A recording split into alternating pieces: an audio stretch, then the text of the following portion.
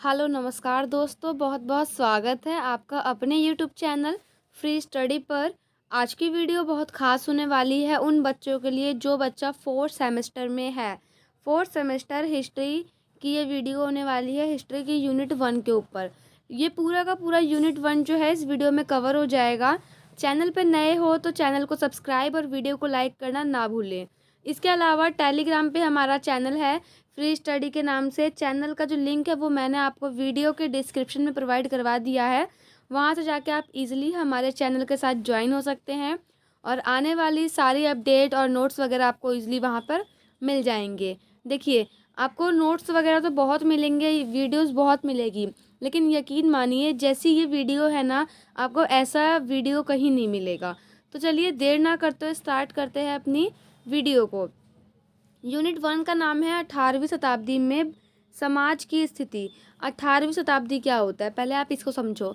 18वीं शताब्दी यानी 1700 से लेकर 1800 तक के काल को 18वीं शताब्दी कहा गया है। अब इस काल में आपको याद होगा 1707 तक कौन था, औरंगजेब था, थोड़ा बहुत याद होगा, है ना। तो हमें औरंगजेब का भी पढ़ना है, औरंगजेब के पूरे बाद यानी पूरा 1800 तक की समाज के बारे में पढ़ना है। अब बात करते हैं समाज की। आखिरकार समाज क्या होता है। देखिए, समाज क्या होता है, समाज में कौन कौन लोग होते हैं, स्त्री पुरुष महिलाएं, है ना, उद्योग और वाणिज्य, कृषि, व्यापार, जाति, शिक्षा और संस्कृति। ये कुछ फैक्टर होते हैं, ये कुछ फैक्टर मिलकर समाज का निर्माण करते हैं। तो हम प्रॉपरली इन सब के बारे में ही बात करेंगे कि 18वीं शताब्दी में हमारे समाज की स्थिति यानी हमारी स्त्री की स्थिति, उद्योग की स्थिति, वाणिज्यिक की स्थिति, जाति की स्थिति, शिक्षा और संस्कृति कैसी थी। तो देखिए, लेकिन हम वीडियो को स्टार्ट करने से पहले हम थोड़ा सा पढ़ेंगे अपना प्रीवियस चैप्टर के बारे में। हमने पहले क्या पढ़ा था, मुगल साम्राज्य पढ़ा था। अब हम यहाँ पहले पढ़ेंगे कि मुगलों का जो है वो अंत कैसे हुआ था। आप सभी को पता है जो लास्ट शासक था वो था औरंगजेब, और औरंगजेब की ऐसी ऐसी नीति थी, ऐसी उसकी शासन नीति थी, दक्षिण नीति थी कि वहाँ के लोग उससे खुश नहीं थे। क्योंकि उन्होंने क्या किया था, मतलब एकदम हिंदुओं के ऊपर जजिया कर लगाया था। तीर्थ स्थान जो अगर कोई तीर्थ यात्रा करता है तो उस पर भी कर लगा दिया गया था। साथ ही जब औरंगजेब की मृत्यु हुई तो उसके बाद उसका कोई एक ऐसा बेटा, ऐसा मतलब कोई भी एक ऐसा बेटा नहीं हुआ जो मतलब योग्य हो। सारे के सारे जो थे अयोग्य उत्तराधिकारी थे। उन्होंने अपने समाज को यानी अपने साम्राज्य को समेट के नहीं रख पाया। साथ ही उस टाइम पर आर्थिक संकट आ गया था, क्योंकि उस टाइम पर जब औरंगजेब था तो औरंगजेब के टाइम पर इतनी लड़ाइयाँ युद्ध हुए दक्षिण में, उत्तर भारत में, कि वहाँ पर उनकी जितनी भी पूंजी थी वो सारी की सारी ख़त्म हो गई थी। साथ ही सैनिकों की अव्यवस्था, मतलब सैनिक भी वहाँ पर एकजुट नहीं थे। सारे ही सैनिक अपना अलग अलग हो गए थे। ना ही किसी के पास इतनी ताकत थी कि सैनिक को एक कतार में लेकर युद्ध लड़ा जाए। उसके बाद है वहाँ पर अमीरों व सरदारों का नैतिक पतन। आप सभी को पता है अकबर है, अकबर के टाइम पर क्या हुआ था, साम्राज्य की बहुत ज़्यादा साम्राज्य का विस्तार हुआ था।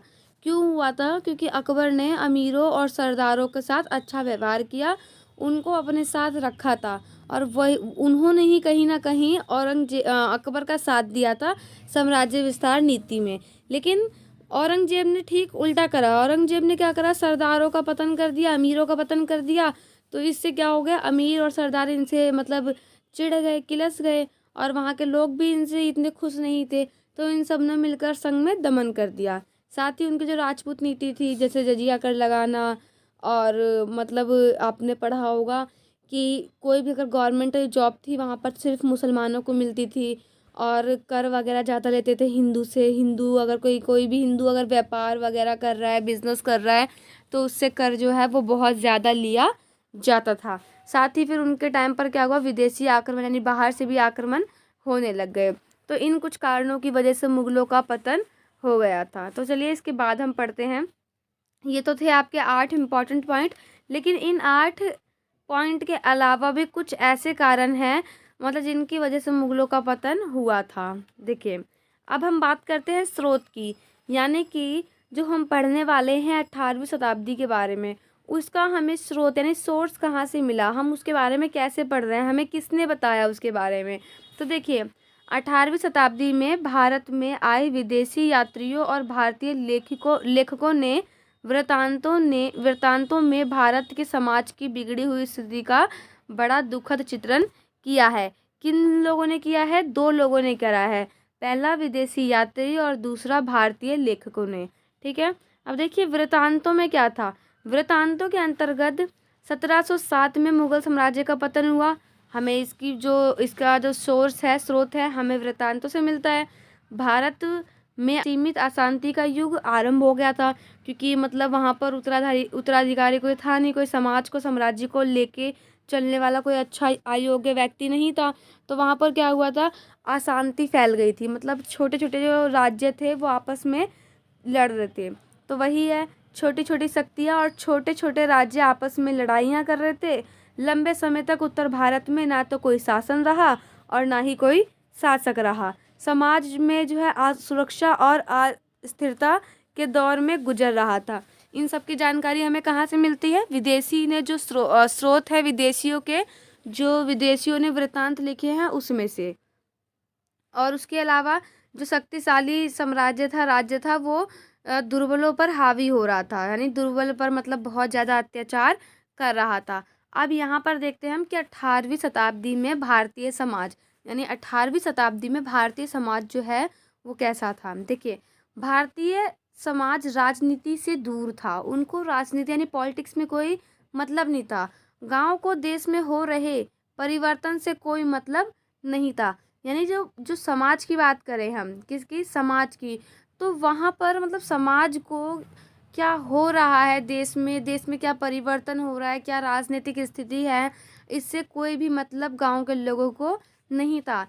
साथ ही असंख्य ग्रामीण जातियां अपने आप में मस्त और आत्मनिर्भर रहती थी। उन्हें किसी से कोई भी मतलब नहीं था। ग्रामीण समाज में अर्थहीन रीतियां पनपने लगी। कब पनपने लगी थी? 18वीं शताब्दी में। और ये 18वीं शताब्दी की एक विशेषता बन गई थी कि वहाँ पर अर्थहीन यानी बिना मतलब की रीतियाँ जो हैं पनपने लगी थी। और इसी को 18वीं शताब्दी को अंधकार का युग भी कहा जाता है। क्यों कहा जाता है? देखिए, आप सभी को पता है 15वीं और 16वीं शताब्दी में बहुत सारे संत हुए थे, बहुत सारे प्रचारक हुए थे, धर्म सुधारक हुए थे, जैसे कबीर हो गए है ना, और चैतन्य है, मीराबाई हैं, जिन्होंने धर्म की कृतियों का मतलब सुधारा और समाज को सुधारा। परंतु 18वीं शताब्दी में ऐसा कोई भी धर्म प्रचारक सामने नहीं आया जो अंधकार में पड़े इन भारतीयों को सही मार्ग दिखा सके। ऐसा कुछ हुआ नहीं। तो जिससे क्या हुआ, वहाँ के सामाजिक दर्शन का प्रसार नानक, चैतन्य और कबीर ने किया था, वह अज्ञान के अंधकार में डूब गया। यानी कि 15वीं और 16वीं शताब्दी में जितना भी कुछ नानक ने, चैतन्य ने और कबीर ने किया था, वो सभी आते आते 18वीं शताब्दी तक डूब गया था। यानी लोग फिर से वही बाहरी आडंबरों को मान रहे थे, बाहरी आडंबरों पर विश्वास कर रहे थे। इसीलिए 18वीं शताब्दी को क्या कहते हैं? अंधकार का युग कहा जाता है। अभी हमने पढ़ा 18वीं शताब्दी का जो समाज था, समाज के बारे में पढ़ा। बेसिकली किसके बारे में? भारतीय समाज के बारे में। अब हम यहाँ पर एक पर्टिकुलर समाज के बारे में पढ़ेंगे जो कि है आपका हिंदू समाज। हिंदू समाज में जो लोग थे वो अधिकांश लोग मूर्ति पूजा पर विश्वास करते थे, यानी मूर्ति की पूजा करना। कोई अपने आप को वहाँ पे राम भक्त कहता था तो कोई अपने आप को वहाँ पे कृष्ण भक्त कहता था। समाज में तांत्रिक जो होता मतलब वो काला जादू वगैरह करते हैं, उनका भी प्रचलन था। साथ ही किसी की रुचि भगवान शंकर में थी तो किसी की रुचि विष्णु भगवान में थी। कोई दुर्गा माँ का उपासक था तो कोई सूर्य का उपासक था। सभी संप्रदाय अपने आप को श्रेष्ठ मानते थे। जादू टोना में विश्वास रखते थे वहाँ के लोग। साथ ही भारी आडंबरों में भी विश्वास रखते थे, जैसे कि बलि चढ़ाना, ये सब। ठीक है। और वहाँ पर सती प्रथा, जाति प्रथा और अस्पृश्यता आदि। समाज अज्ञान और अंधविश्वासी, यानी कि वहाँ पर समाज जो था अज्ञान था, मतलब पढ़ा लिखा नहीं था, अंधविश्वासी था, जाति प्रथा थी, सती प्रथा थी और अस्पृश्यता थी। ठीक है। अब हम बात करते हैं यहाँ पे जाति प्रथा के बारे में। देखिए, आपके बुक में टॉपिक भी है प्रॉपरली जाति प्रथा को लेकर।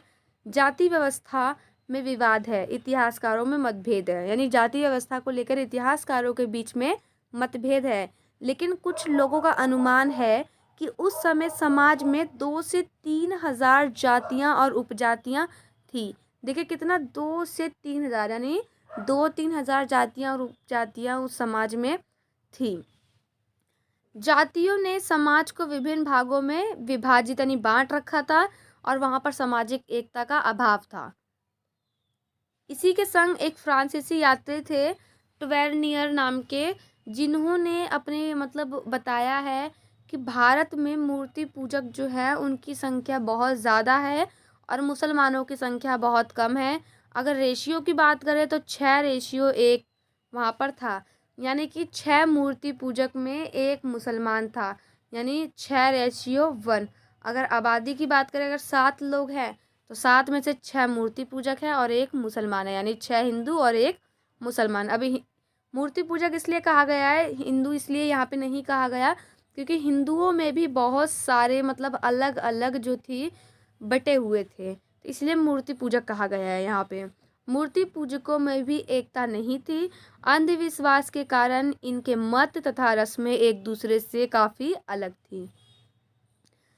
अब देखिए, ऐसा नहीं है कि जाति प्रथा में केवल अवगुण ही अवगुण है, इसमें कुछ अच्छाइयाँ भी हैं। अच्छाइयाँ क्या है कि जाति प्रथा में अच्छाइयाँ ये कि हर एक जाति को मतलब काम मिला हुआ था, व्यावसायिक कार्य जो मिला हुआ था उसकी जाति के आधार पर, चाहे वो इंसान छोटी जाति का हो चाहे वो बड़ी जाति का हो, सभी को मतलब वहाँ पर जो है व्यवसाय, सभी का कार्य वहाँ पे बटा हुआ था, कोई भी वहाँ पे बेरोजगार नहीं था। तो अच्छी बात यह है कि बेरोजगार कोई भी नहीं था। समाज में जीविका का साधन जो था वो हर एक जाति के पास उपलब्ध था, चाहे वो छोटी जाति हो, बड़ी जाति हो, हिंदू हो, मूर्ति पूजक हो या मुसलमान हो। जाति प्रथा जो है वो सीढ़ी के समान थी, यानी उच्च जाति के लोगों का वहाँ पे आदर किया जाता था और साथ ही भगवान का बंदा उनको समझा जाता था। यदि कोई ऊंची जाति वाला व्यक्ति किसी व्यवसाय के लिए योग्य ना हो बट फिर भी उसको वो व्यवसाय दिया जाता था, क्यों? क्योंकि उसकी जाति के आधार पर, यानी एक नीची जाति वाला व्यक्ति काफ़ी अच्छा है, उसके पास मानसिक मतलब उसके पास मतलब काफ़ी दिमाग है, बट उसको वही कार्य मिलेगा जो उसकी जाति के अकॉर्डिंग उसके हिस्से में बटा हुआ है।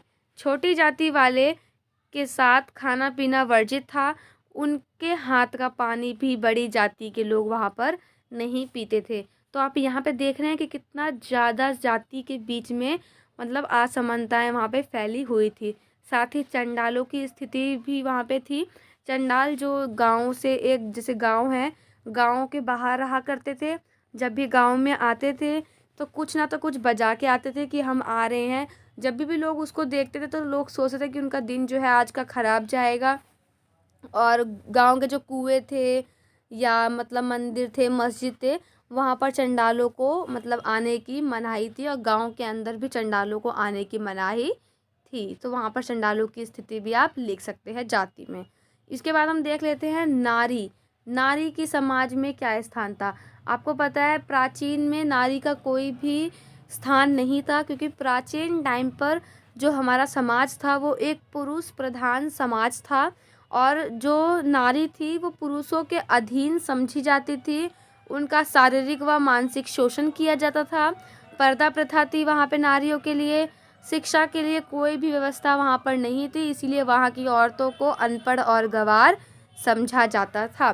साथ ही बचपन में जो नारियाँ थी वो पिता पर निर्भर थी, पिता पर डिपेंड थी।